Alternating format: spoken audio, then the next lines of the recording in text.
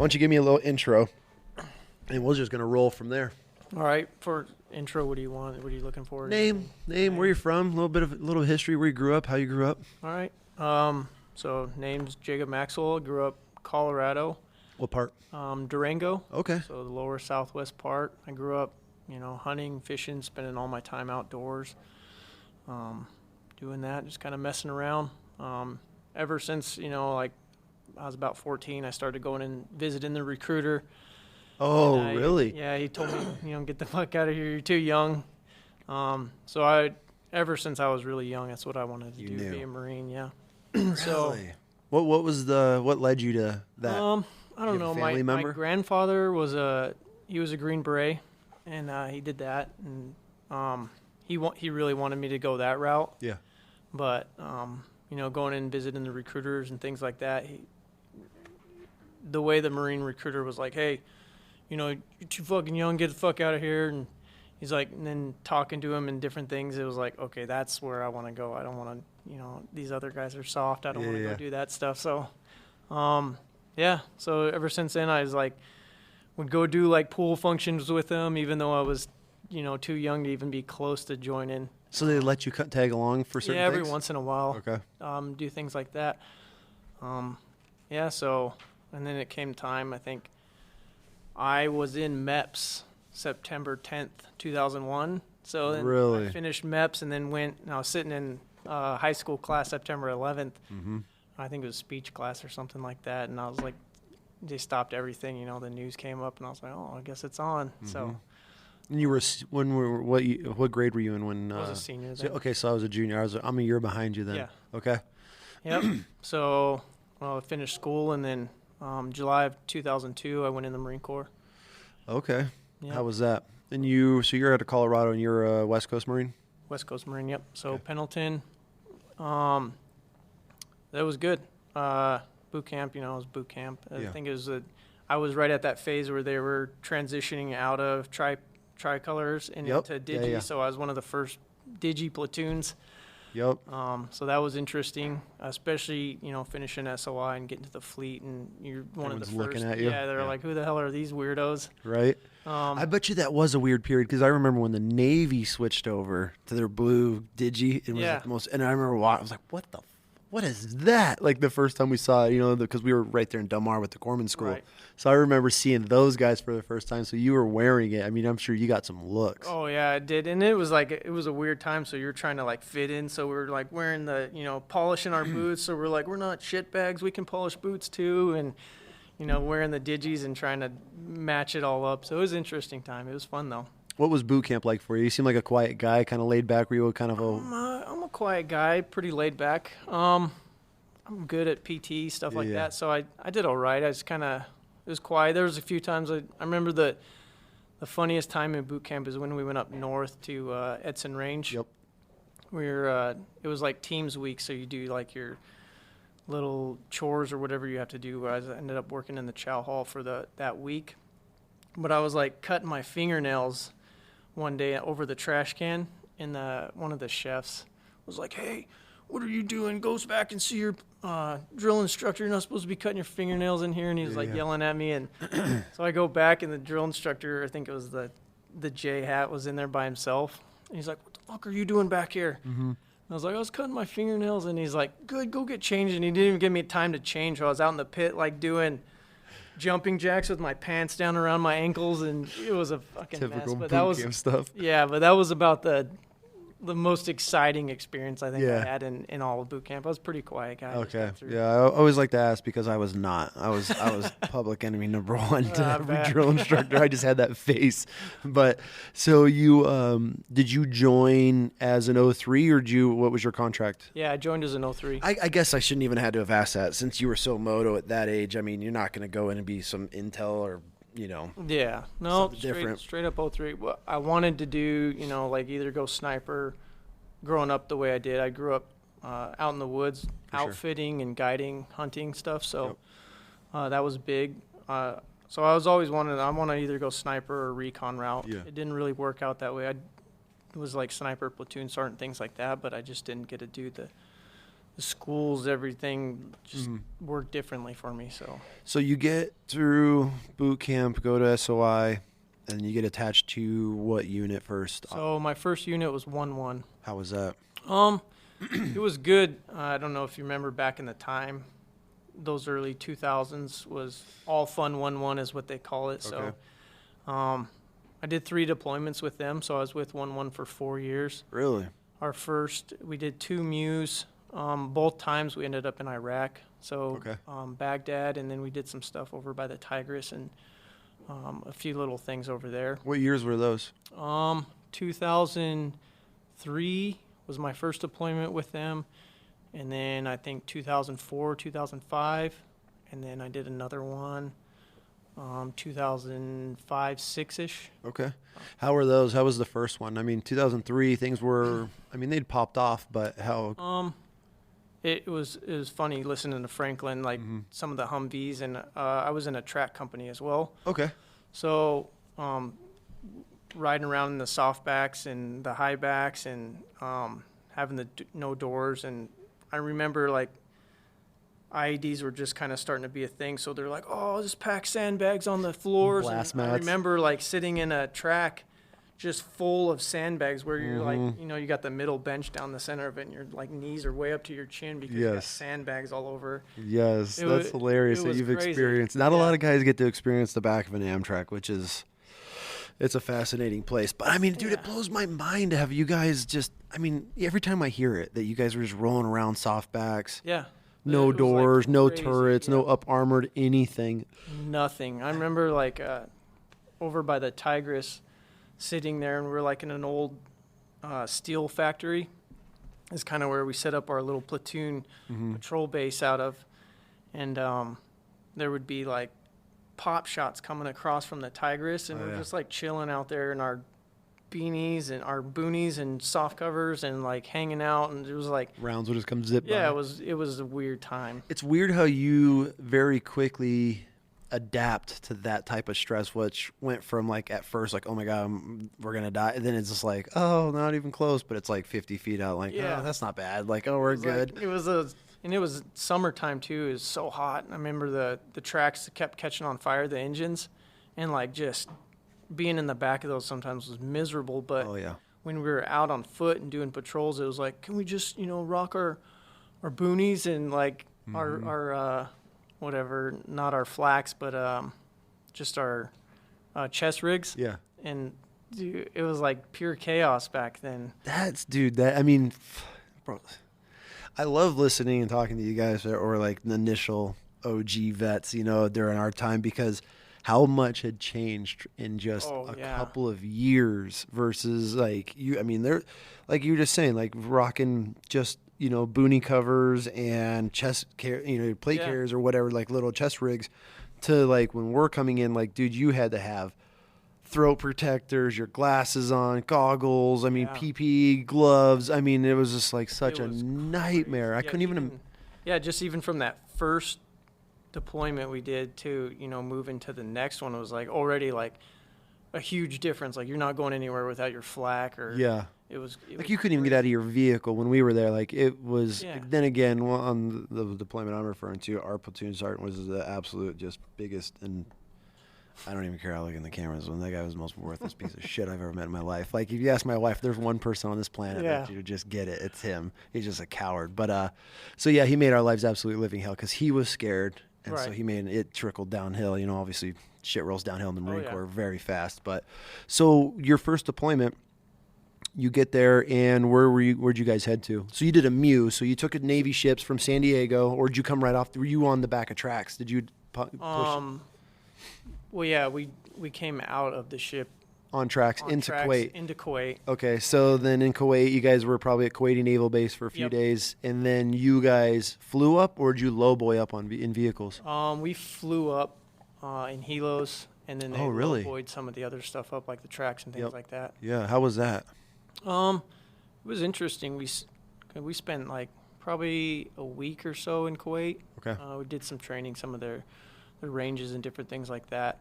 And then flew in. I mean, the first time kind of going in there and going to your first big real fob was It was the worst because it was pouring rain when we got to our first like fob. It was an Army, I think. I can't remember the name of it. It was an Army one, and it was like, they're like, all right, here your tents are over here, and we go in there, and there was like literally 3 feet of standing water in these tents and like boards.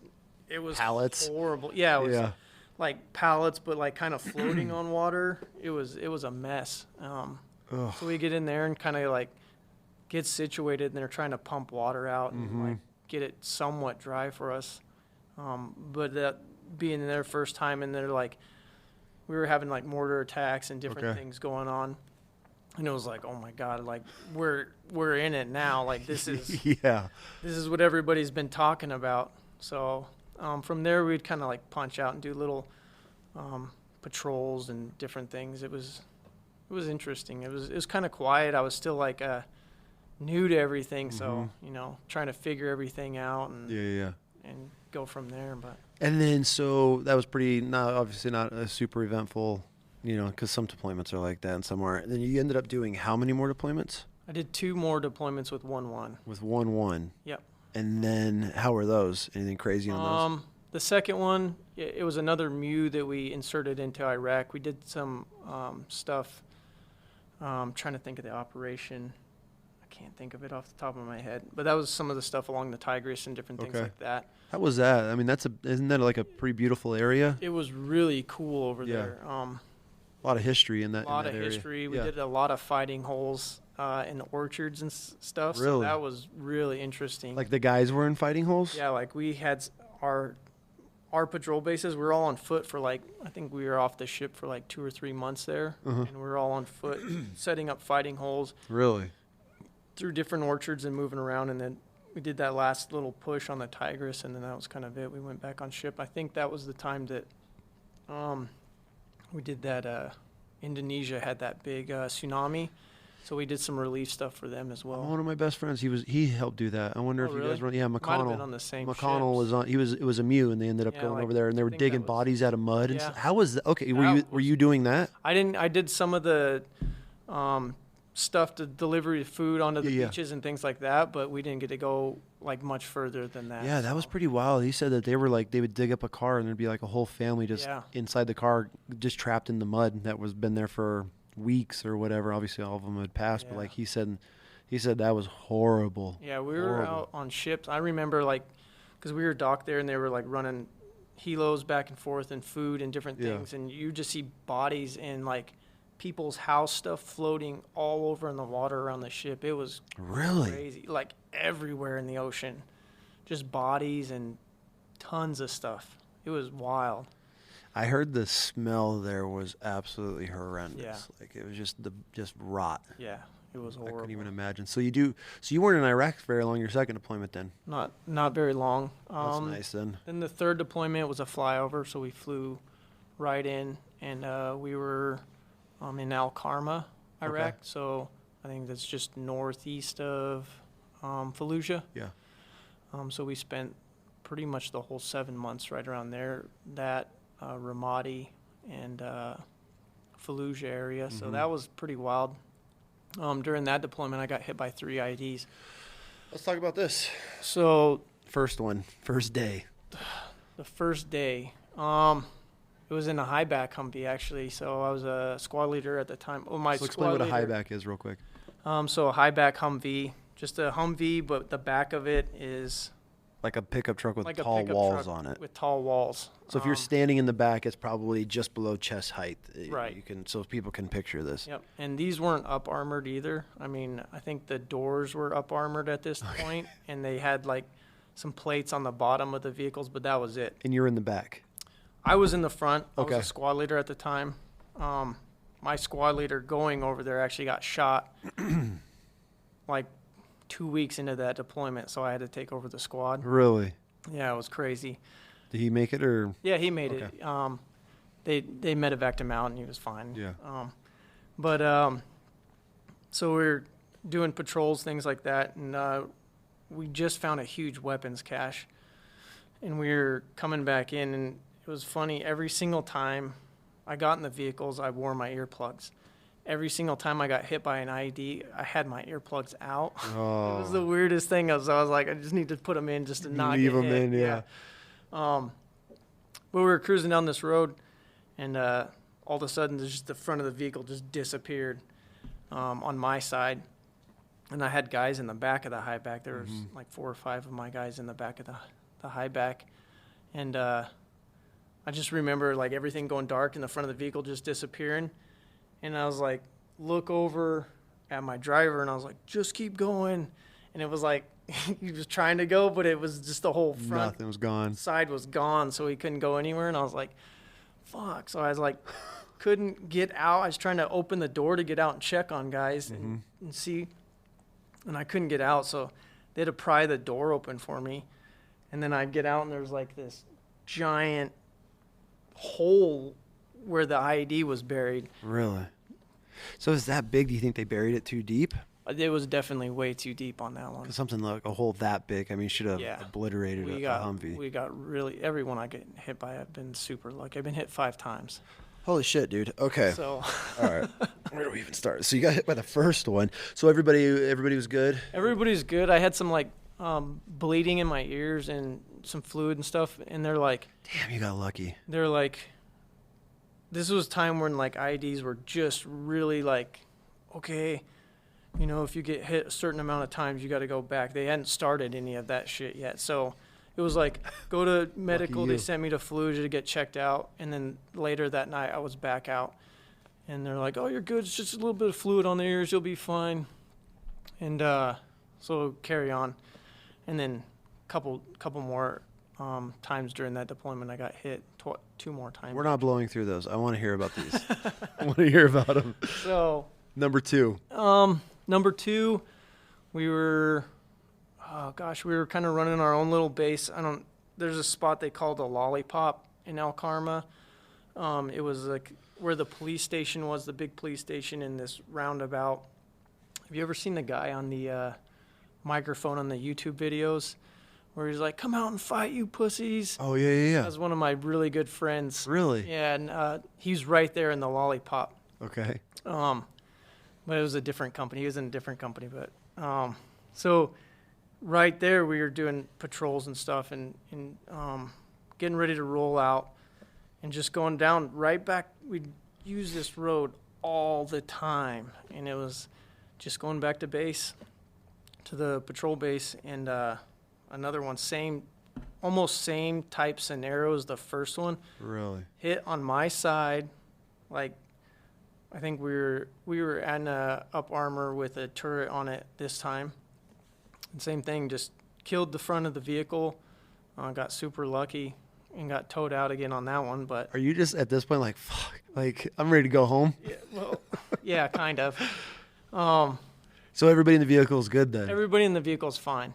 Dang, dude, you got lucky. This is like everybody's starting to give me shit. I actually got a tattoo on my arm. It says "lucky" in Arabic. Yeah. Because all the Iraqis that were with us are like, "What the hell, dude? This guy's like 2 times now. Like you're then, becoming a legend." Yeah, and then the third time happened, it's almost same type thing. And my CO was like, "All right, nobody is riding with Maxwell again." Like even my squad was like "I don't want to ride. You can drive yourself around from now on." So are you the only one that's been hit 3 times, or are these guys with you every single time? I think it's been a different person every single time with me. Okay. But it is always my vehicle in every convoy. Okay. Oh, my God. Were there any other vehicles hit in between these times, or are you just like 3 times and it happened to be you and all every time? Within the platoon, I think we had a couple other ones, but nothing. You're collecting the majority of them. Yeah. Okay. But that was really it. Within the company, we had quite a few. Yeah. But yeah, within my platoon, I was the one that seemed to be the lucky. magnet. Yeah. That's wild. Yeah. So that karma was kind of crazy because we had some suicide bombers and different things roll into our PBs. What was that like? That's pretty scary. That's a pretty scary thing, dealing with somebody that really scary. We had a bongo truck pull in to one of ours, packed full of explosives, and it blew up. And I always remember this one because this dude's face, like it peeled his face off and it landed on the Humvee. Really? that we were standing next to, and you could see his face just peeled off of his body on the Humvee, like flat. It was like something you would see in a movie almost. And this was the suicide bomber? Yeah. And he drove the bongo truck and it blew, yeah. right? But his face came off and it was like laying on, it was the wildest thing I ever seen. Like just a straight up mask? Just like a mask laying on the Humvee hood. Of this guy's face? Yeah. It was wild. How far did this face fly to land on the probably Humvee? only like 20 yards or so. Oh, okay. Yeah. Okay. So we had quite a few guys hurt on that because it was just like a temporary patrol base. Yeah. We just set up in like this little just a little fob compound, yeah, and had a couple like security vehicles and things set up. So we had quite a few guys. This dude comes hurt just on that rolling in, huh? Yep, just hauled ass right in, right at the entrance of. Cause you know how the compounds in Iraq, they have like those big mud brick walls, Mm-hmm. and yeah, he just blew right in through that, and then just detonated.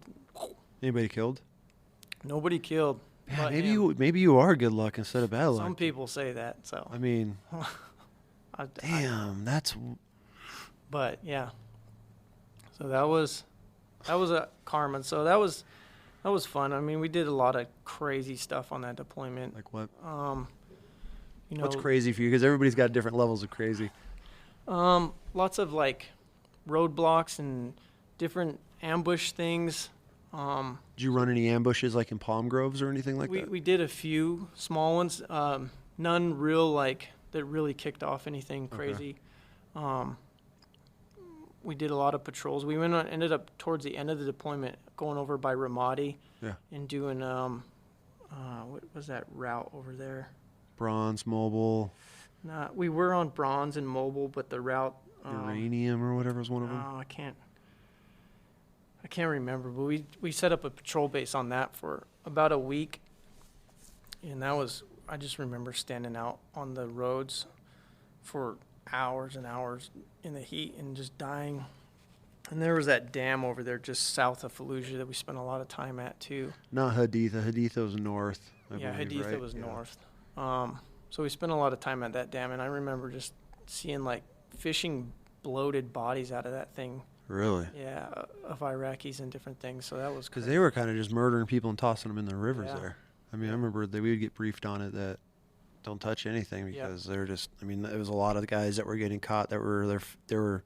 It was the family of like interpreters and things like that. It just seemed like a couple bodies a day we'd pull out of that dam, just like sit there and just sit right on the pile dam. up. Yeah, it was crazy. You know, wild the things that we've seen. And, and then I don't know. At the time, you're like desensitized to it. I guess, yeah.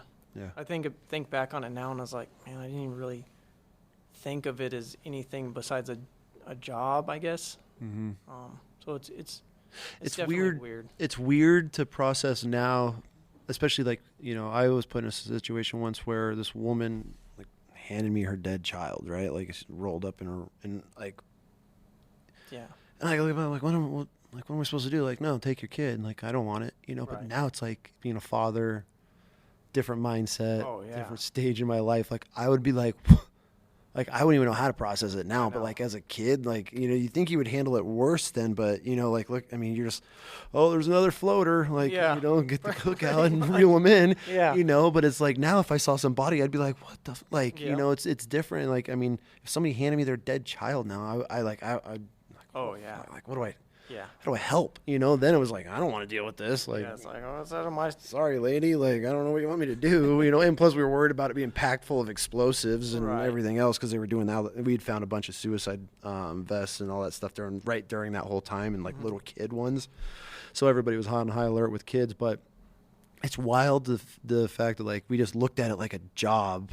And I'm sure it's the same for law enforcement and firefighters and, you know, paramedics have to deal with the same crap every day. But it's like, it's just like, that's just, all right, what are we gonna discover today? Yeah. You know, I've had many conversations with, you know, like a therapist about it too. Is like, is that weird? You know, I just thought of it as a job, or think of these things as a job, and I don't know.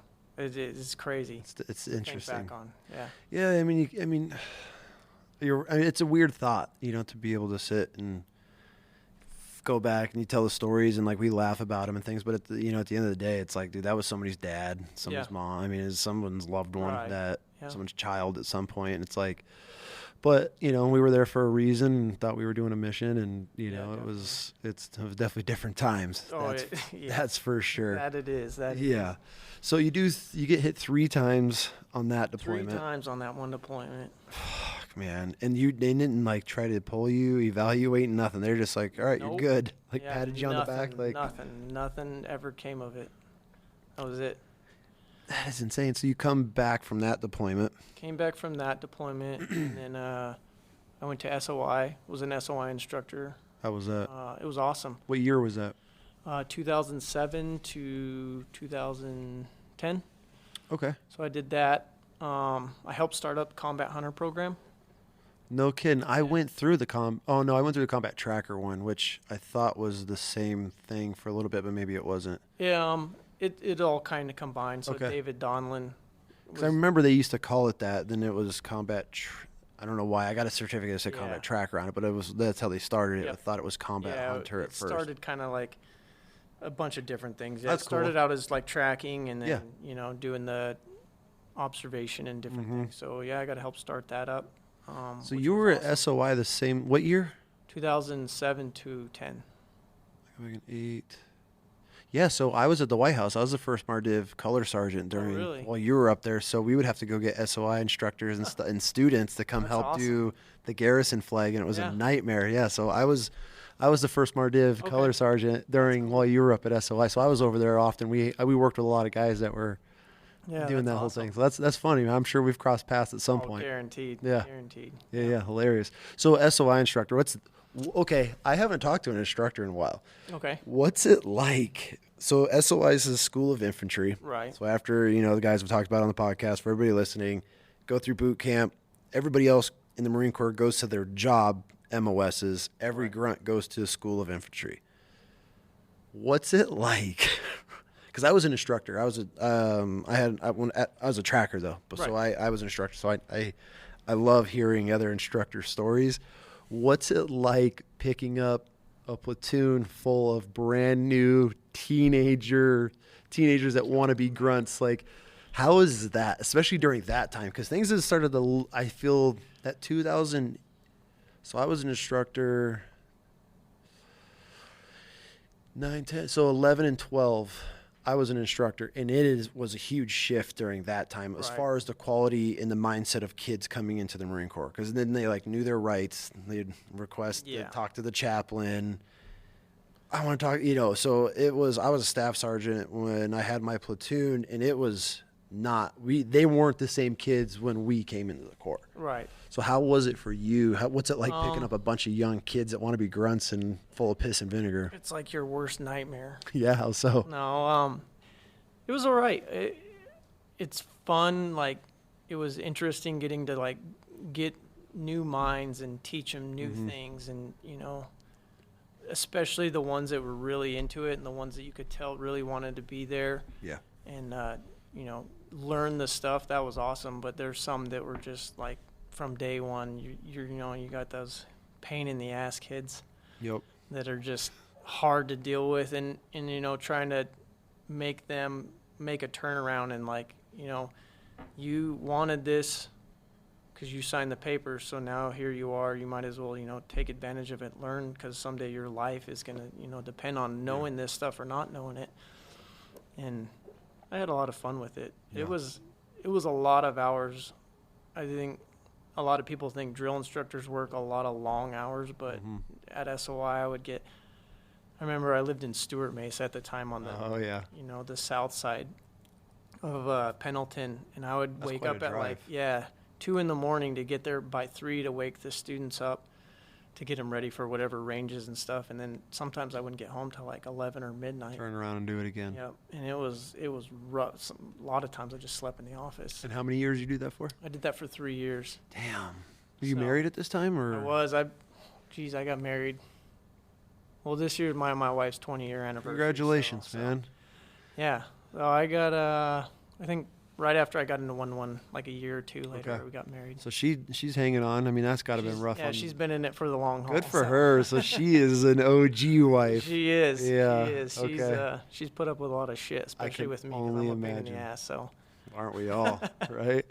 So you do the SOI thing. I mean, I'm sure you got some, dude, you have to have some crazy stories of SOI, because we were always going over there for something. There was kids always getting in trouble. Like, always. I've had to, there was a few nights I had to drive down like Tijuana and pick kids up at the border. Yeah. And just. I was one of those kids. 100%. 100%. I was like such a good kid most of my Marine Corps career. Oh, I took the opposite path of nope, everything. I'm not getting busted. I swam upstream against everything. Everything. Oh, yeah. No, we used to get some crazy, some kids that would, over at SOI. I mean, the stories we'd hear that come out of there, because, with being in the first MARDIV side of things, we'd always see all the incident reports and all that stuff. And there was always crazy. I mean, those guys it seemed like it was just nonstop over there. It was always, the weekends were always interesting for sure, especially if you Monday were on mornings. duty. Yeah. You never got a weekend that was just like, oh, we made it through clean. There was never a weekend like that. No. When I was there too, I don't know, Sergeant Major Vines was the sergeant major there as well. So yes, I remember him. He was a horrible person. Being a staff NCO checking in for duty with him was always interesting, because you knew it was going to be an adventure. Right. So, okay, I do remember him. Yeah, he was. Didn't make life easy, right? No, never. I didn't have to deal with him most of the time directly, but I remember him specifically. Like, he was not a pleasant person. No. I mean, he meant well, but he was just, oh my gosh, he was always on you. You could never like marching platoons to chow in the morning. If you weren't doing it right, he was over there. He'd take over your platoon and be like, "This is how you march them," and it was crazy. I'm like, it's crazy. I wish we can go and find guys that were like that just because there's different types of Marines, or I guess veterans, but I'm gonna speak on behalf of Marines. Like, when I was in the Marine Corps, it was a job to me. Like, it was a 9 to 5. I left my uniform at work. Like, when I got to that point, obviously not as a boot, but I did the same. Everything stayed at work. I came home in my civvies. I turned it off. So you have that style of Marine, right. And then you have guys that are just, it becomes their identity. It's who they are. It's all they ever know, and it's all they'll ever be. And then it's like, I wish I can find, he's a perfect example. Like, what's his life now on the outside? I was just thinking of this the other day. Yeah. Because I have a lot of friends that retired with me that was their whole life. Like, that's all they did and knew and cared about was Marine Corps. And I'm like, man, I wonder, like, how they're doing now that they're retired. And a lot of them end up, getting that fixed by going and working for base and stuff. I told my wife when I retired, I was like, I'm done. Like, that, I'm good. I have a bunch of buddies right now that are all GS whatever on Pendleton, because it's like they enjoy it, but God, when I got out, man, I could not run fast enough. Like, I was that dude that did a wheelie through the front gate, like middle finger, like, come and catch me. I'm never coming back. Like, and I haven't. I've gone back for a couple of retirements, but other than that, it was one of those. So back on track with you're up at SOI dealing with all that wildness. So you were do you remember Master Gunny French by any chance? So he was the 03 monitor. I worked directly for him. Really? And then Sergeant Major Master Gunny LaHue, not LaHue, that was Trax. Damn, what was his name? But Master Gunny French, I worked directly for him. He was the 03 monitor. Yeah. Man, he was like, I used to get in so much trouble up there at division, like, wouldn't salute some like butter bar female lieutenant, God. Go, there was this one female Marine. This woman was the devil. Her name was Staff Sergeant Smith Livy. She had her name, and she refused to take her husband's name, so they like split it on her name tag. Right? Heard of her before. She was a black staff sergeant, and she was the first female like on a poster for the McMap. Yeah. She was the first black. Okay. It was her. She was the devil. Absolute devil. So I worked for Master Gunny French, which was this good old boy from Kentucky, old school, as long as you did your job, and if you were just a squared away, you can get away with murder. Right. Like I could immerse somebody and run in his office and be like, okay, this will happen. He'd be like, I got you, sorry. Like, you know, he loved me. That guy, I was like a made man. I was protected under Master Gunny.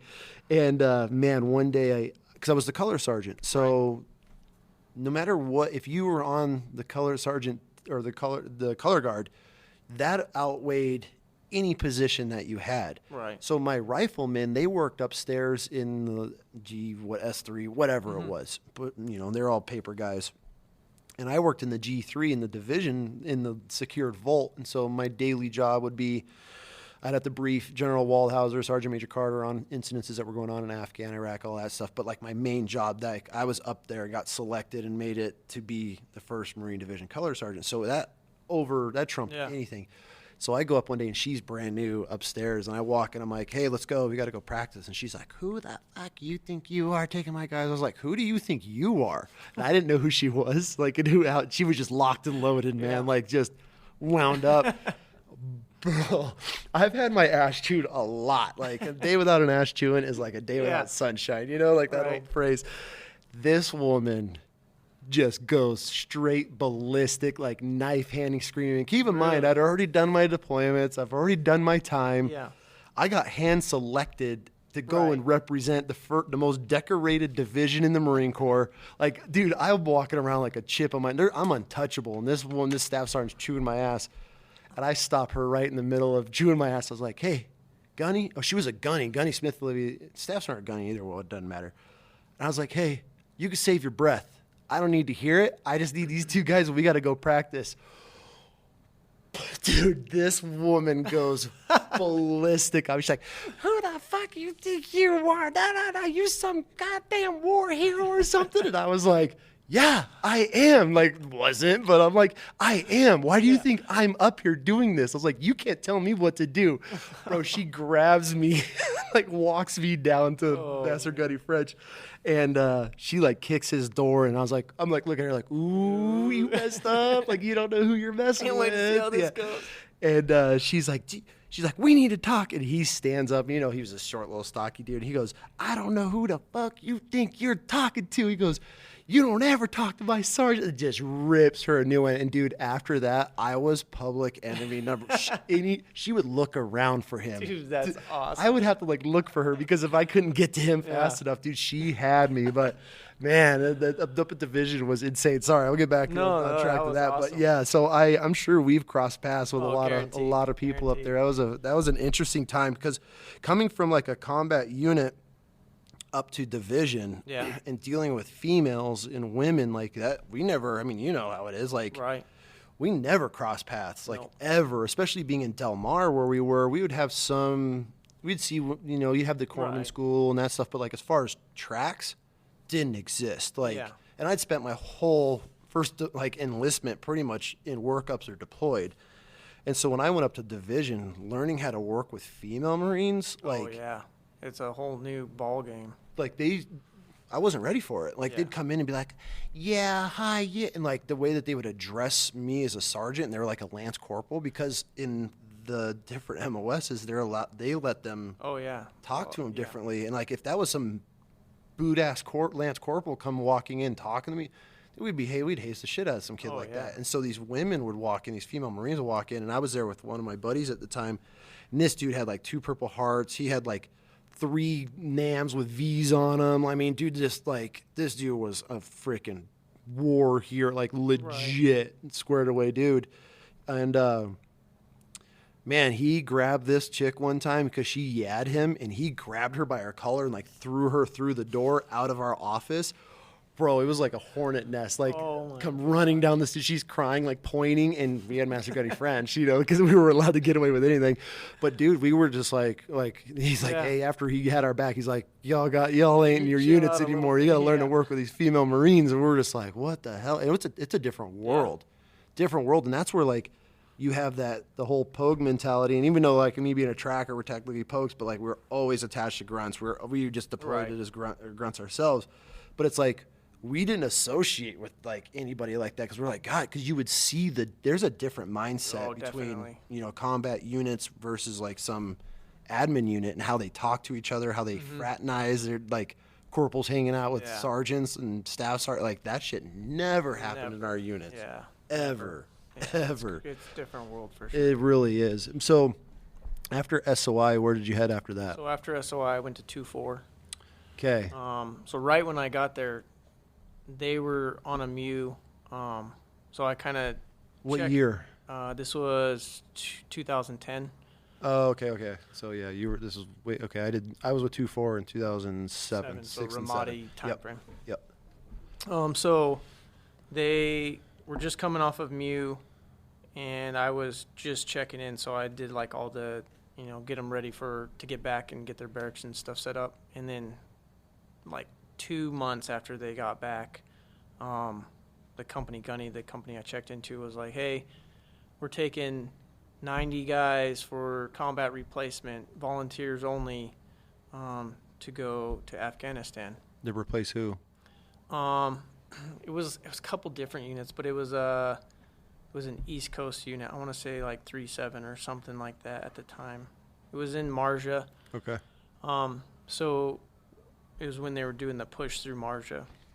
So we went up there. It was only supposed to be like 3 months long. We ended up being there almost 6 months. Damn. Like we had a sniper platoon and a couple other guys. The 90 guys that we had ended up getting split and going 2 different AOs. Mm-hmm. So we did that, and that was a wild. This is wild 2010. time. Yeah, 2010, 2011. This wasn't with Dark Horse with who's the Dark Horse? I just had Ryan on the show, Magana. I was when I was at Division, we went to be combat replacements for him. It might have been. Okay. Yeah, we might have almost been on the same deployment. I told the story how we got in line. You should listen to it on the way up. But like, they were taking combat replacements, and we got in line. And we ended up getting breakfast burritos, but they stopped the guy in front of, literally the guy in front of us was the last one they closed the book. But that was to go replace the Dark Horse guys. They were combat ineffective. They got their asses handed to them. We did some stuff with Dark Horse, I know for sure. But the majority of the time we ended up spending near Marja on Sailor Laura and Apes. I don't know if heard of any of those places, but those places were like the Wild West of Afghanistan. Really? So, why is that? There was this route Apes. Okay. That we had a little platoon size PB on, and that every time we went on that route, it was either an ambush or IEDs, like nonstop, and we were so undermanned that most of the time it was like resupplies. We'd go, me, the company gunny would take like whatever we had, and we would be like, me and the company gunny multiple times like out sweeping the roads ourselves for the vehicles, because we couldn't take guys out of the turrets. All we had is guys for drivers, turrets, and then a couple guys. So you didn't have any crew in the back? No. So I remember you're running skeleton crews then? Basically. Damn, in Afghanistan. And dude, there was like so many times we got ambushed on that route. It was just me and the company gunny outside of the vehicle, like running and gunning through these wadis and different things and trying to figure out like what we're going to do and move the vehicles. But there's so many IEDs, you couldn't just like push vehicles up. So trying to sweep these roads to make sure they're clear. Did you not step on any?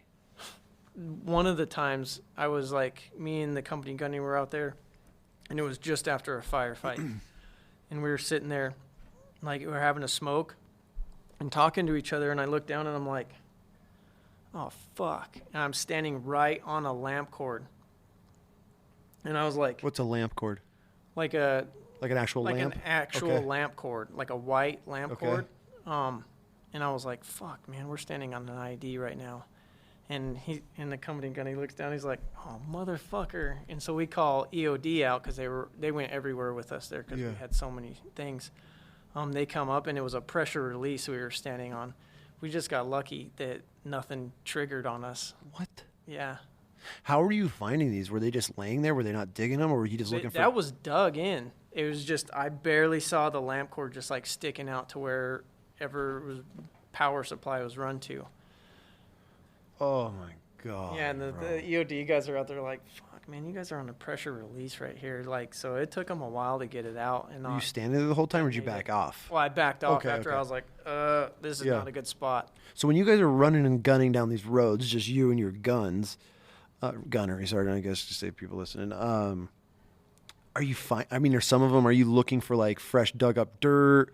I mean, you're trying to as much as possible. So you're doing the old 5s and 25s while you're in the middle of a firefight, or what? Yeah, you're trying to, yeah. Damn, dude. And just, that was like crazy. How often are you doing this?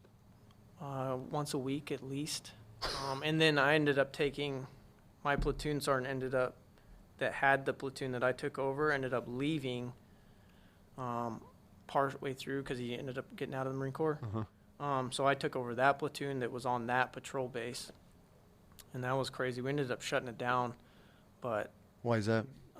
Just because there was no need to have it there anymore, and it was so dangerous. Just getting in and out was just a pain in the ass. Really? Yeah. That bad, huh? It was bad. So that was one of the other. My 4th ID was actually on that road that I got. Let's hear this one. So it was in an MRAP. Okay. It wasn't a big one. It was. I'm going to stop you. Do any of these guys on this deployment know how many times you've been blown up before? Oh, yeah. Yeah, the company commander's like. Okay. They always give me shit about it. Did you get any Purple Hearts or anything from I have a Purple Heart. None from the 3 before? None from the 3 before. I didn't get one for this. Okay, let's hear this. Let's hear number 4. So it was on that road, Apes. Just cruising down. I think we were like the second vehicle, and it just so happened to hit the pressure plate right, and it just blew up. Being in an MRAP, it didn't do anything. It just like slowed us down a little bit. Oh, you didn't lose any wheels or anything? Didn't lose any wheels. It was a fairly small line. Okay. So nothing crazy with that one. But that was I don't know if you know. Have you done anything with Jason Pacheco? No. Okay, so. Jason Pacheco. He's out of Cali, right? Yeah. The sniper. Yes. Yeah, He's missing a leg. Yep. Yes, I know Jason. We helped him years ago. He went on a hunt. He's done a few things with us. I haven't talked to him in a while. I need to reach out to him. He was one of my Marines. I'm the one that actually the first one on the scene when he lost his leg. Really? Let's hear this story. Yeah. So. That's hilarious. We were in a tick. Okay. And explain what a tick is for everybody listening. So troops in contact, we were pinned down, essentially. We were in this firefight for like a good 4 hours. That's what I remember. It was a long one, right? It was a really long one, and I always remember the smell is so distinct to me because it was in a giant marijuana field. But later on when we found out where the enemy was and could lock onto him, we called in for an airstrike. And the airstrike happened, and we were probably at the time like not even a K away from our main base. Yeah. So we had the big camera, the gyro camera up, and they still wanted us to go do a BDA, even though the camera could see exactly what the strike was, and like nobody lived. You could see body parts and stuff flying. But they still wanted us to go do a bad 500-pounder, and we were like 300 yards away from that shit. We were danger close. That rocked our world. It was crazy. I mean, the 500-pounder is a JDAM, right? Yeah. So they dropped a JDAM 300 yards from you. Yeah. It was fucking wild. It was wild. So we had to go through this giant marijuana field, and by this time it was dark, like pitch black. Yeah. So I grabbed the minesweeper, and it was like me, and I had 2 of my other snipers with me, and then a couple other guys back. It was like a 8-man patrol, I think. Mm-hmm. And I start sweeping this thing, and Jason's right behind me, like about 50 yards behind me, but on the same line. Step right over this ditch, and then keep walking, and all of a sudden it's like, boom. And I was like, fuck, are we getting mortared, or what the hell's going on? And I look back, and obviously Jason is down, so I ran, swept all around him, and started like bandaging him up. And he was in shock at this time. He's pretty messed up, and I was like, he's like, am I okay? Am I okay? I'm like, yeah, you're good. I didn't want to say anything because I was like, finding, the more I looked, the more I found, and I was like, dude. So finally got it to where it like slowed the bleeding down a little bit, called the corpsman over. We got him hooked up and then got him medevac. How bad was it? It was pretty bad. So he had lost, like half of his leg. His junk was all torn up. He did like parts of his rifle and stuff all over in his body. No kidding. Yeah, he was pretty messed up. That's what people don't understand is when you get hit, it's how much shrapnel from your own personal stuff or other people or animal parts or whatever it is that guys find embedded in them like years later. Like I had Marines with on the deployment after that one get like bone fragments from a guy's in front of them in their face and stuff when they got blown up. It is crazy. But so Jason gets hit. I'm about to have him on the podcast since we're talking about him. He would be a good one to have on. He's hilarious. Oh, for sure. He always tells everyone, he's like, this is my brother. He's had his fingers inside of me. So he loves telling people that. I'm like, dude, you're so messed up. He's a character for sure. He's a character. But as we were putting him on the bird, he was singing the Zac Brown Band song, A Little Bit of Chicken Fried. Okay. And so when I came back after that deployment and he is out of Bethesda and stuff, we went to a Zac Brown Band concert together. That was pretty awesome. That's cool. Good time. But yeah, he's funny. That was crazy. So that was probably that was probably the craziest thing we had on that deployment. We had a few other guys pretty seriously injured, but no one died on that one. So we came back from that one, which ended up being a lot longer than it was supposed to. My wife at the time was like, I just told her that it was just a deployment. She didn't know it was a volunteer thing, so she was like, what the fuck? Oh, she found out that it was volunteer? Later on she did. Oh, I bet you that went over real well. It was good. Yep. But then, gosh, I think we didn't have maybe like 6 months back in States, and then we went right back again. Damn, so this is your fifth deployment? This would be my fifth. Jesus, dude. So we went to, on this one, Musa Kela, Afghanistan, and our patrol base was just north of Sangin, where our company was at. Mm-hmm. Well, flying into there was probably like the craziest flying experience. Oh, so? For me, just because they're like, this area you guys are going into is like super hot, like expect to get off the helo, like being shot under fire, yeah. So that was like that the intense. case? No, it was pretty quiet going in, actually. But it was like the energy levels was for sure. different from any other deployment kind of. Why, like personal, or you can just feel it in the air that it was just feel it in pure the air. Evil in there? Yeah. Okay. So we each kind of platoon through like this whole AO. We kind of set up our own little things and did our own little things for a while. But that's when they were starting to do the tear down about like halfway through that deployment. Okay. So we ended up kind of bringing all the platoons into one base. And what year is this? 2011, 12. Okay. So we brought everybody into one base, and then we started doing things like just north of Sangin, where it was still really bad. Yeah. And we were doing we did a giant clearing operation through there. And our CO at the time was huge on, we're going to do everything at night. So everything, all of our workup, everything was done with MVGs at night. So that was like the first like kind of big media thing that we're excited about. Like this whole company's operating everything at night. So it was pretty cool being able to do that. But we did this big push from north of Sangin down into Sangin. And that was crazy. There's tons of IEDs everywhere. When you say tons of IEDs everywhere, like explain to me what. Like every ditch crossing, there was an IED. It seemed like you're just getting hit, or you're finding them, or what? Are you getting out and sweeping these things? So this push was all on foot for about 2 or 3 miles. Okay. Through these big, like this little valley just north of Sangin. Okay. So we pushed through that, and like halfway through set up, because we were doing like door-to-door stuff.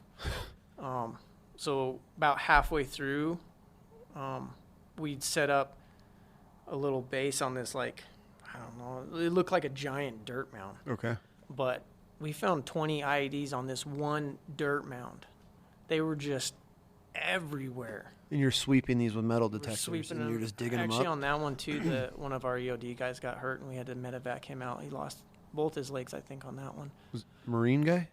That was, I think it was Army EOD. Okay. With I just met a Marine EOD guy here's local, and he's missing both legs. So yeah. So that was crazy. So when you're finding these things and you're digging them up, are you popping them there, or are you just defusing? Like, you have an engineer with you that's just... A lot of times the EOD guys would just... throw C4 on it? Throw C4 on them and get rid of them right there. Really? Mm-hmm. And then you just move on to the next one. Yep. And then the next one. Yep. That's how it was, huh? That's how it was. And it was... They were everywhere, man. Fuck that. Even after we did that big clearing operation, you would still go there and you still find them everywhere. How are guys just not getting completely annihilated every day? I don't know. Pure luck? Lucky. Really? I had a few guys. One guy that lives here, near here, he lost his legs. He's a triple amputee, but that was probably our worst injury on that deployment. Mosier, Kyle Mosier. I don't know. So he's a really cool guy. But that was probably our worst injury of the whole deployment. We got super lucky on that deployment. Really? And you got hit on that one? I got hit on that one as well. Wait, so how many deployments? That was during that same push, actually. So you've done 5 deployments, and you've been hit on how many? Well, 3 out of the I've 5? Been hit 5 times, yeah, 3 out of the 5 deployments. Good Lord, bro. I know. Right? So, on that same mission. That same mission, we set up halfway through that push on a different hill. Actually, this was the next day, so this was like a 3-day operation. The second day, we set up on a different hill, and the COP had been set up there all day long, right? So we did our push. Our platoon was the last one to come in, and it was dark at this time. And there was like this weird kind of half winding hill that went up, but it like drop off on both sides to get to where the company CP was set up at. And it was dark, and we had mine rollers and shit on the MRAPs. And I was like, I'm just going to jump out and ground guide you up there so you don't drive off the side. I jumped out and like walked in front of this mine roller, and I was probably like 10 feet in front of this thing. And we drove for maybe like 50 yards, and all of a sudden it was like, poof. So the mine roller hit a 40-pound HME. And you're standing in front of this thing? About 10 feet in front of it. And wait, how big was this? 40-pound HME. Explain this. So, I don't know how to put it. It's huge. It's a big explosion. It blew the mine roller completely apart. And for everybody to listen, a mine roller, at least ones we had with all the wheels. Yep. So imagine almost like a combine or like a plow. Yeah, kind of like a combine is about, yeah. Or a plow you would tow behind in a field to roll a field, but in front of the vehicle. And it's got wheels and like weighted plates. Yeah, big heavy plates to be able to trigger any pressure plates or just any IEDs in general. So this is a big, heavy piece of machinery, and it destroyed this? It destroyed it. And you're standing It ripped my flak and weapon off of me, knocked me out completely, like face dead down in the dirt. Everybody thought I was disintegrated because you couldn't see me because all the dust and everything. You were gone. Yeah, they thought I was dead for sure. Damn, and dude. One of my Marines, I was just hanging out with him not too long ago. He's like, I remember running up and being like, oh my God, he's dead. And then you just sit up like you just woke up from the dead. You just sit up and you're like, okay, I'm good. I got so like I had a little bit of shrapnel in my back, and that was it. What? Knocked me out. That was it though. I got so lucky that Bro. One of those weighted plates, I don't know what they weigh, probably 250, 500 pounds, but they're like the size of a refrigerator. I've never seen one moved, yeah. It was laying like inches from me, like right beside me. So if it would have just been a couple inches, it would have flattened me. It was crazy. I was like, so I didn't tell my wife. And you haven't bought any lottery tickets. No. So at this time, right, I'm like, I think we had New York Times with us. Okay. And they were reporting and doing stories and different things on this push that we were doing. Oh, no. And I didn't tell my wife that I got hurt or anything. because they didn't send me out. They just pulled the shrapnel out. It was just small little bits and gave me like a couple days down. And then like told you to change your socks. A month or so, yeah, basically. A month or so later, that article came out. And my wife goes, "What's this?" She's like, you got published in the New York Times. Name and everything. For getting blown up, and your wife has no idea. The reporter was right there. Yeah. How did you? I was like, "You're still married?" "Oh, so this happened." And she's hey, like, by the way, don't God. freak out. And on this deployment, well, yeah, these two, I just had, our son was just born too. So he was probably like 1 year old during this time. But she was like, "What the hell are you doing?" But. Oh my. Yeah, so that was crazy time. So she has put up with all of this shit. Yeah. Good for her, man. Good for you guys. She is awesome. Yeah, she's a saint for sure. I was talking about it on one of the last previous shows that I've seen a lot of horrible things with wives. I'm sure you have too, being in even 20 years. But as far as like guys that get wounded and just, it's hard to find a good one, man. It is, for sure. It is not. I mean, well, just the shit they put up with day to day. Being our punching bags. Basically. Yeah, it's crazy. Good on them, man. I hope there's organizations out there that are just for spouses that have dealing with our shit. Kidding. They got need PTSD too, dealing with all of our shit. Yep. I guarantee you, bro. Yep. I know there's little groups and stuff, but there needs to be more for good military wives, man. Yeah. I mean, I know there's a lot of military wives out there, but I want to say the percentage of solid ones that have always had their husbands back and in their best interest, it's not a lot. No. I don't run into it very often. So good for her. Yep. Yeah. Yeah. Damn, so she gets the news through an article. Yeah, I was like, oh my God. Well, I didn't want to worry you. She's like, whatever. Oh my God, man, that is wild. Yeah. So you finished that up. And Finished that one up. And that's it. That was it. I'm Deployment wise. So I got orders to Bridgeport. So that's where I'm fascinated to talk to you because I've driven by Bridgeport a million times, and I'm from upstate New York where 10th Mountain is. So that's where they do all their cold weather training. So I grew up in like where the Army goes to do their miserable, don't want to be training, and that was just life for us. Oh, right. So I mean, I love it, but like mountain warfare training, technically, right? Or were you teaching survival skills? A little bit of everything. So, so break down what Bridgeport is and where it's at. So Bridgeport's kind of like central California, just south of Reno. It's in the Sierras. Super beautiful area. We train, the base is at about 7,000 feet. So we train anywhere from 7,000 to 11,000 feet is the highest point at the base there. So do all kinds of stuff. Me growing up in Colorado was a perfect fit when the monitor's like, well, we got space in Bridgeport. You want to go there? I was like, yep. So went there, become an instructor. A red hat is what they're known as. Okay. It's kind of like their thing. You teach people how to ski, how to climb, how to move through the mountains. For what? What is the point of this? Is it just one of those old schools that we were going to fight Russians someday and have to know this Cold Warfare mountain training? Yep, is that the reason of it? Yeah, it's just to be prepared for anything, any climb in any place. That's what the Marines say. So, we still send battalions to Norway every year to do training over there.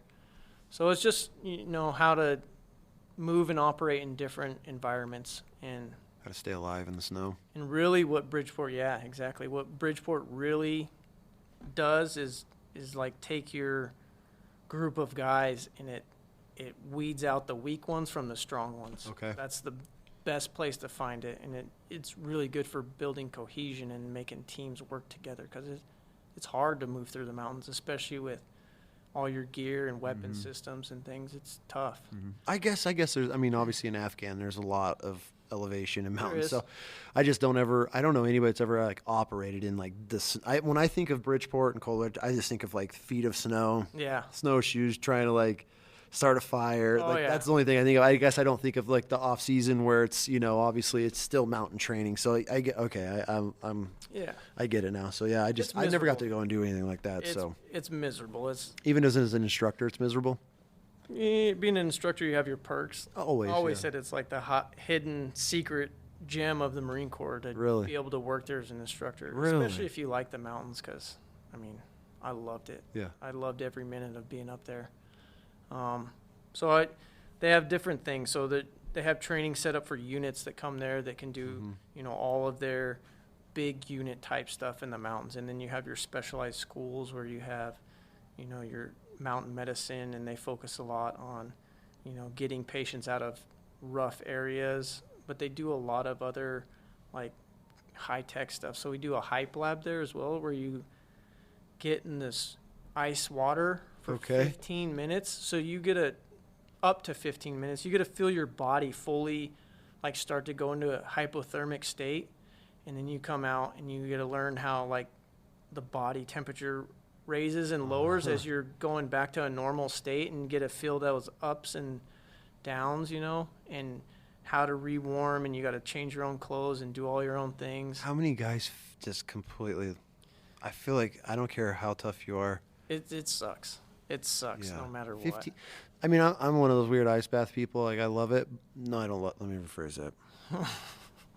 I don't love anything about it. I think it's the dumbest shit ever. But it feels so good, when I do it, especially just. I always feel like super energized after. Oh, it's incredible. Yeah. But like, I hit that 3-minute mark, and I'm like, if I get, I'm out. Yeah. Like this is good for me. Like, I have nothing to prove to anybody anymore. Like, 15 up to 15 minutes. A lot of people just like shut down. Like, you get a couple minutes, they just like stop talking. Like, they'll get in there at first and be like, oh yeah, it's not bad. And then they'll just shut down. Like, the last 5 minutes is total silence, just waiting to get. Just trying to focus. Yeah, I'm trying not to die. Yeah, it's pretty interesting. Is there guys that ever just like absolutely not? They get in there, just like no, or is it? Nah. Because I feel like whoever's doing that is probably more recon, MARSOC dudes, or is it? I mean, are they putting just normal grunts through that? So that anybody that goes through the winter mountain leaders course, and anybody that goes through like the winter medical course that's up there, they'll go through that. So that's gotta be rough. And then sometimes you'll do, like, depends on the snow and the conditions, you'll do like an ice breaking drill where you're like on skis. Okay. And we cut a big hole in the lake that's up there, and you fall into the ice, and you got to get yourself skis on? out with your skis, pack everything, and you got to get yourself out, strip down, rewarm, do all your drills, and get everything. So when these guys are going through this and they're getting wet, are they like going back to hooches at the end of the day, or are they living on the mountain? Sometimes they'll go like back to a hooch. So like the ice breaking drill, we usually try and coordinate that with like the end of the exercise. Okay, so they're not you'll just fall in and you'll do all your rewarming drills, get completely warm and reset, and then you'll go back at the end of the day. Oh, so they're not living up there after. Okay, yeah. So when I worked with the Royal Marines for 3 years. Mm-hmm. Where? We would up do there it or in Norway. You went to Norway and worked with the Royal Marines over there? Yeah, I was. So I did 4 years. Sorry, we could finish Bridgeport if you want. That's fascinating. I can't wait to hear about this. Yeah, so that's Bridgeport in a nutshell. But I was a MLC instructor. What's and then mountain leader course instructor. Okay. And then I did the scout skier assault climber course. I was like the chief of that for a little bit. Yeah. And then I went and did like the chief instructor, where you're kind of in charge of all the courses and making sure everything's being taken care of. So I did that as a gunny. And after that, I thought I was going to go back to the fleet. But they needed somebody to go to the UK because we have a mountain leader position there. Yeah. The guy that was there before me just did a horrible job and fucked it all up. Like, they were going to shut the program down. That bad, huh? And yeah. And so they're like, dude, you need to go do this. So I got to go there, take the family there for 3 years. I was just going to ask if you got to bring the family there. It was awesome. So you got to move your family to Norway. Well, we went to the UK. Okay. So stationed in the UK, but I was gone away from the family about 9 months out of the year. Oh, okay. Because the Royal Marines don't have all the training they need within the UK. So we'd go to Switzerland for 3 months, Norway for 3 months. I'd spend tons of time in Scotland and Cornwall. We'd do all of our stuff. Good for you, man. Finland. I guess you got nobody ever comes out on the Marine Corps, up on the Marine Corps. The last 10 years of my Marine Corps career were amazing. Dude, good for you, man. Yeah. You got to go to Switzerland all on the Marine Corps dime. It's the least they can do, getting you blown up 5 times. So I did a lot. This is true. I got to do a lot in Switzerland, Norway, Finland. What type of training are they doing? So was it a lot that just transitioned from Bridgeport our style, or was it like completely different tactics? Were you teaching them our tactics or their style? I would help incorporate it some. Okay. Because our stuff at the Mountain Warfare Training Center here is a little more technical than what they do. How so? We're more into like rope systems and mechanical advantage and different things like that, whereas they're more into their whole mountain leaders is built around their recce stuff. So recon, their snipers, that's all what their mountain leaders are built on. So they would do the technical stuff but not get as much to it as they would do like the operating stuff of, observation and different things, movement, things like that is what they're big on. Which one would you prefer, or which is there one that makes more sense over the other, or is it all just kind of a combined equal? Because, why are they focusing on so much more on that and we're focusing on the technical side of things? Like, is there an advantage to one over the other? I don't think Or is it just their style of fighting? I think it's just their style, but I like the way they do things better, if that makes sense, because their course to be their different levels or whatever, their minimum course, you're going through like a 9-month-long course for their basic mountain leader 9 months? Yeah. But these aren't your everyday grunts over there. These are all special forces dudes, right? These are all, So, going over there for me I thought I was in good shape going over there. It was like a shock. Those dudes were in like phenomenal shape. Really? Yeah, like ridiculous. You weren't, coming from Bridgeport straight over there? And I thought I was like, I'm running like 19-minute 3 miles. I was like, I'm in good shape, And then I get over there and those guys just blow. One of their requirements just to join their mountain leader course is 10 miles in 70 minutes. So 3 miles. I was fast runner in the ring. Not anymore. Good God, and that was 100 pounds ago. But I'm trying to figure out what that pace would be. Well, 7-minute miles. Yeah, but you're sprinting. You're flying. You're sprinting. For 10 miles. That's their basic requirement. That's just to get into the basic course. One of their things. You also do a 21-mile hike with your full gear navigation. It's not like here's your point, you go here. You're navigating and all your gear through the marshes and shit of the UK. It's horrible. It is horrible. Were you doing this with them, or is that just sometimes I'd do it with them, sometimes I wouldn't. Yeah, I would shoot. I'd probably. But most my stuff over there was, so they have different ML1s, ML2s, and ML3s. Their ML1s are their senior, like different tiers. They're top tier guys. Okay. So I would focus on. When I was there, it would be the ML1s teaching the ML2s in the courses, and ML2s would kind of teach the threes. So I was in charge of helping with the ML1s and showing them how to do the training and helping them through the technical stuff and doing things like that. Dang, man. Which was awesome. I loved that. Was like the best highlight of my Marine Corps career by far. I bet. Especially after going all through all the crap that you went through. Right. And then you're like, finally, this is awesome. Paying off for sure. Yeah. So after you finished up over there, you got to be close to 20 at this point, right? 17. So I finished there, and then Bridgeport wanted me back. So I went back to Bridgeport as the operations chief. You skated, bro. Yeah, good for you. I got lucky. So when I retired, I was the most senior mountain leader in the Marine Corps. Like, people would ask me, for things. It was crazy. Yeah, especially after going overseas, and you probably learned so much.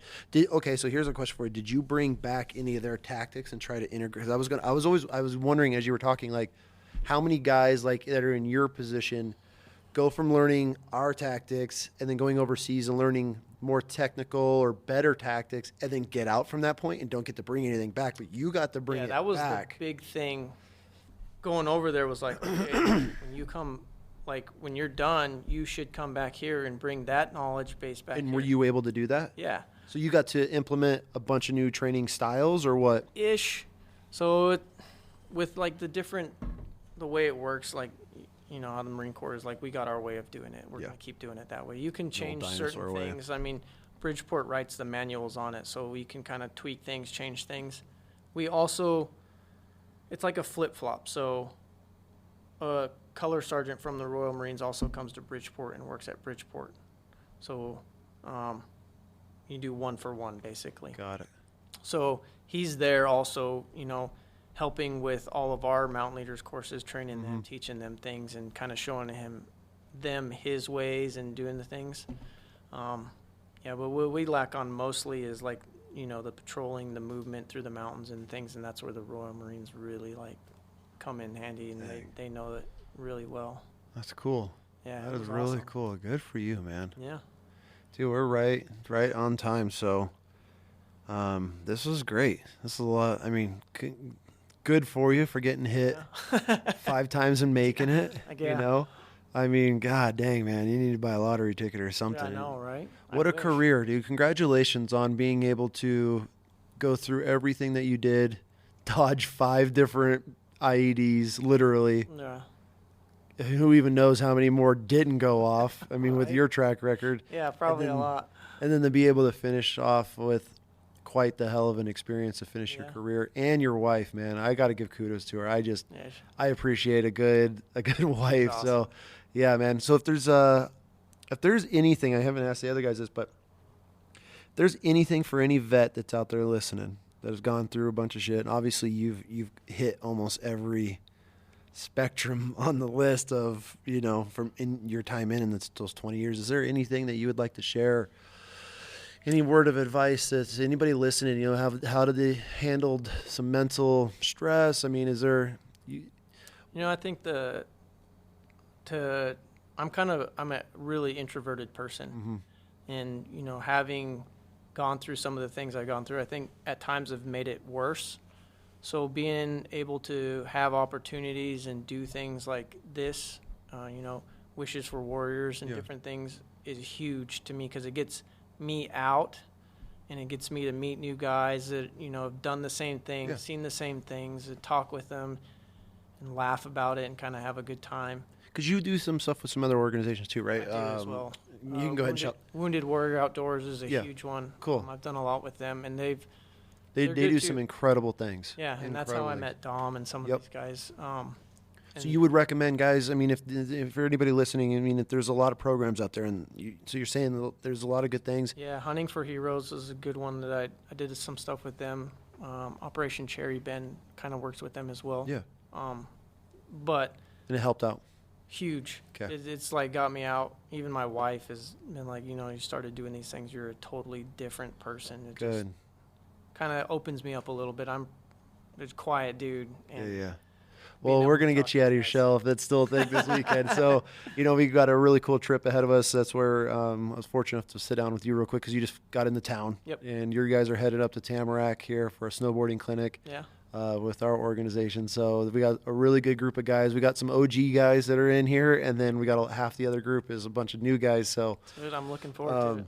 It's going to be an interesting time, especially, I mean, you know, Dom, and that's always... That's just a good time in general. It's just Dom, right? And so you can't not have a good time with Dom around, and Eric and all those guys are all solid dudes. But, yeah, man, I hope you get something out of this week, and I want to thank you very much for coming on the show and, you know, sharing some of your story. And I know it's your first one, and I don't know if you're a little nervous or not, but you did an incredible job. So awesome, thank you. Go up there this weekend, have a good time, meet some dudes, and then however we can help you in the future. I mean...